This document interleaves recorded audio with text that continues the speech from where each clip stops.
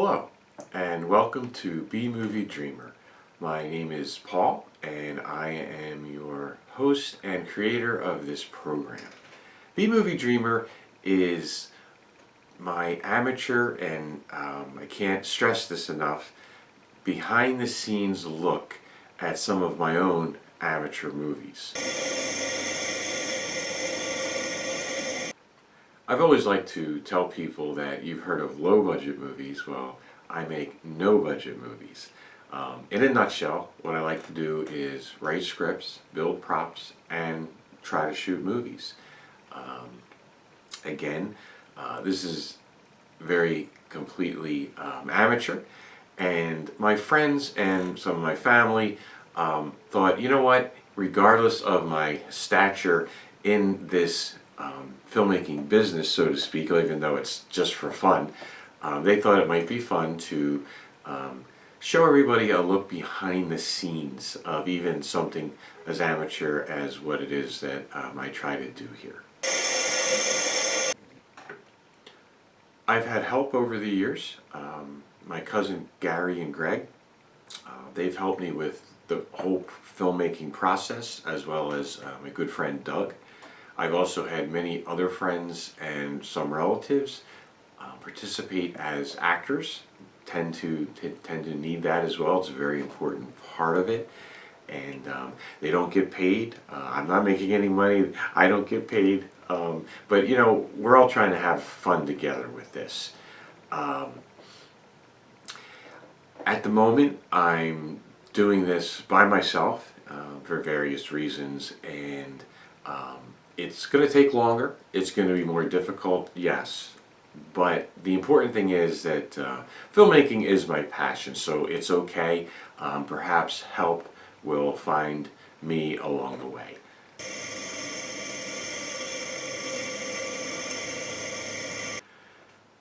Like many of you, I enjoy all kinds of movies, all different kinds of genres, but I particularly enjoy B-movies. And I particularly enjoy B-movies that have monsters. I'm a big monster fan. Now, what is a B-movie? If you look up in a dictionary nowadays, it'll say, well, a B-movie is anything that's a low-budget movie is a B-movie. Yeah, I guess you could say that. However, a B-movie is, well, let's talk about an A movie. An A movie is a movie with A-list actors, usually the highest paid actors, perhaps even the best actors, especially that could carry a film and make money for a studio. But there's a lot of actors out there, and just because they're not household names or not A-list actors doesn't mean that they're not great actors, because they are. There's a lot of great actors. So there's something special, something different though about a B movie, especially from the 50s, 60s, 70s, and even now they're still making B movies. They have a certain kind of magic of their own, a certain kind of atmosphere, adventure. I guess, you know, they're a lot of fun, and you know, not all A movies will make money, of course. I'm sure you know that. And not all B movies are expected to make money, but some do. And it doesn't mean a B movie is bad. The B does not stand for bad. So you know, put that out of your mind. B movie can be extremely successful, but there is something special, something different about an actual B movie, and that's what I want to talk about today. So, just so you know where I'm coming from, there are no doctorate degrees, there are no bachelor's, master's, associates, no formal training. My training has been watching television, watching movies, studying them sometimes, looking for certain things. I read a lot of books on movies, especially behind the scenes movies. My background slightly, when I was 14, I went to see a picture that I just thought was tremendous. I went to see Logan's Run on my birthday back in 1976, and after that I couldn't stop myself from spending as much time as possible in the basement making futuristic cities and trying to do different miniatures and things like that. That's when I was able to, at a garage sale at the time, buy a Super 8 camera as well as a projector. And so I started shooting at the early age of 14. And you know, that's a lot of fun. Film is a lot of fun. Of course, you'd shoot it, and then you'd have to give it to the laboratory, and cost a little bit, and you know, you get it back, and you'd hope that what you shot that day turned out. It was kind of an adventure, really. But Super 8 was a lot of fun.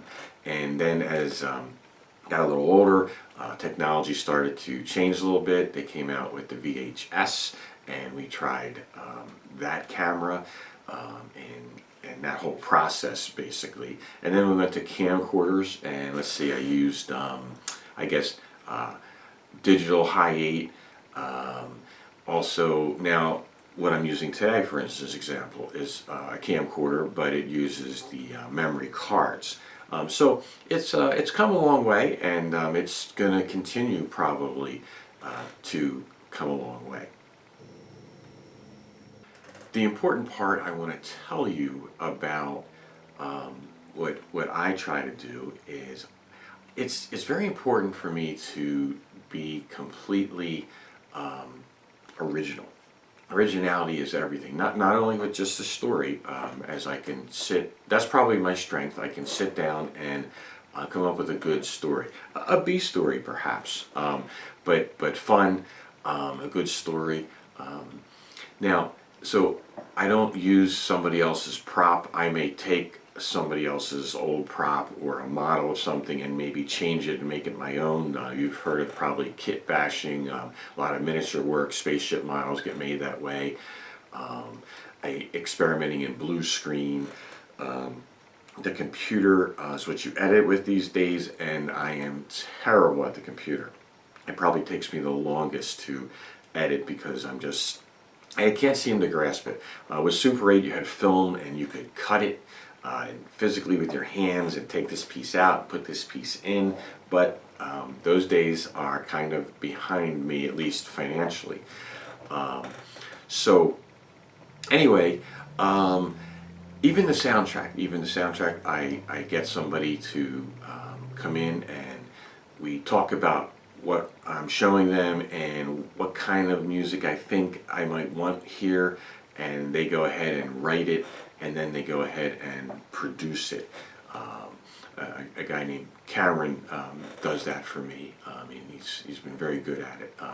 So everything I do is original. And the last thing that I also do is I have some friends who are artists, very good artists, and one of the fun parts about B-movies is the poster. And these guys have done a couple of posters for me, and I appreciate that. And the fun thing about B-movie posters are generally the poster is the first thing that's made once the ideas come up with. So it often contains a lot of scenes from the movie, perhaps if it's illustrated, maybe there's a couple of photos of actors or even a scene.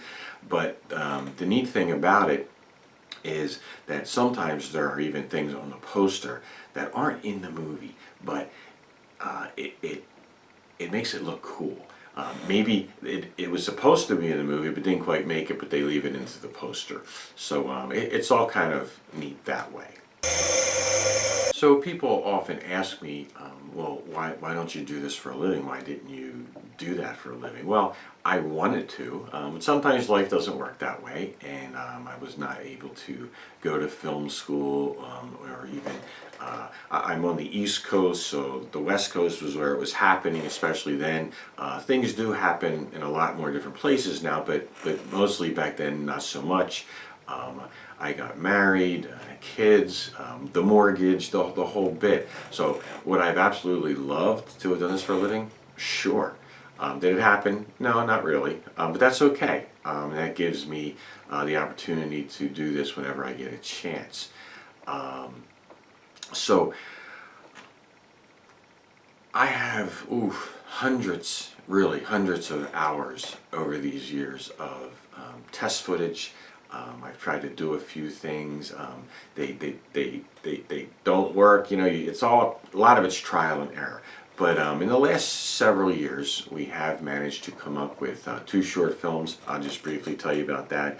Our first movie, and it was our first movie, and you can tell when you watch it, it was called The Depths of Destruction, and this is a copy of the poster that we had done for this. This was a sci-fi movie. You know, sci-fi costs a lot of money, and we don't have any, but I don't want to do something that I don't want to do. So it's important that, you know, if you want to do sci-fi, do sci-fi. If you want to do horror, do horror. If you want to do romance, if you want to do any particular thing, drama, then go ahead and do that. But naturally, I picked the hardest thing because that's where my heart is. So that was a 23-minute movie, and it had basically 3 people in it and a creature. Don't forget the monster. Then the next film, we learn and we progress. And the next film we did was Die, Snap, or Die. I have a picture right here. It's a copy of the poster that was made for that. And Die, Snap, or Die turned out to be 48 minutes long, and it had 35 people in it. And it had a really nice musical soundtrack, and you can tell that it was a lot different from our first movie. So the next film I'm going to begin, and like I said, I'm on my own on this one for now. So it will take a little longer, and it will be a little more difficult for me, but that's okay.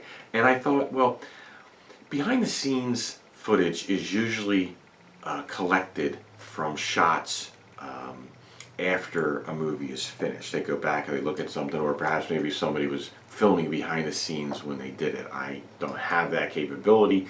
So I thought, you know, let's do something a little different, and let's try to I'll try to make a movie, and as I go along, I will have these little brief videos that show you just the simple things that I do to try to make this movie that I have to do. So that's the whole idea here. And so I have a working title for my next film, and I'm going to show you just a standard prop that I'm going to use. The working title is called Space Spider. It's not too elaborate at the moment, and we'll see if that sticks or if we come up with something better than that. But one of the things that you do as an amateur filmmaker is you try to build your props after you've written your script. And depending on the money you have or the money that you don't have, you may take an old Halloween decoration, and you take it and either use it as a model and work from there with other materials, or maybe you take it and change it and disguise it or make it your own. It's kind of like the kit bashing I talked about earlier. So you just, well, I just want to do everything, you know, as originally as possible. So what we'll be doing is I'll be taking you step by step, in a sense, through everything that I mentioned, from writing the script, building the props, and shooting the movie. So we have a lot of work ahead of us. So lastly, I'll just say to you that I've never had a YouTube channel before. So I'm learning about that. I'm learning how a Facebook page kind of goes with that. So what I'll be doing is I'll be using B Movie Dreamer as the name of my Facebook page, as well as the name of my YouTube channel. And I'll send out a Facebook notice of when my next video will be, or each video will be. My goal is to try to put something out a few minutes to 5, 6, 7 minutes tops, about every 10 days or so. So that will help me, actually. That should push me to try to work every day and do something. And I will try to show you pictures like I just did. I will try to show you some of the models that we're going to build for this.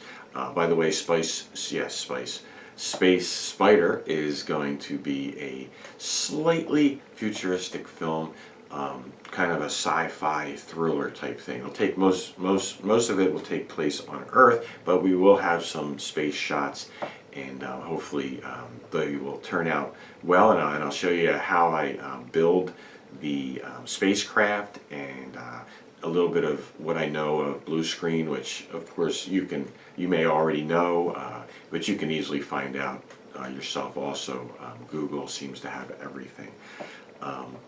So that's my goal, and I will certainly try to do that. And I just want to say one last thing is, I'm doing this strictly for fun. There's no selling involved, there's nothing like that.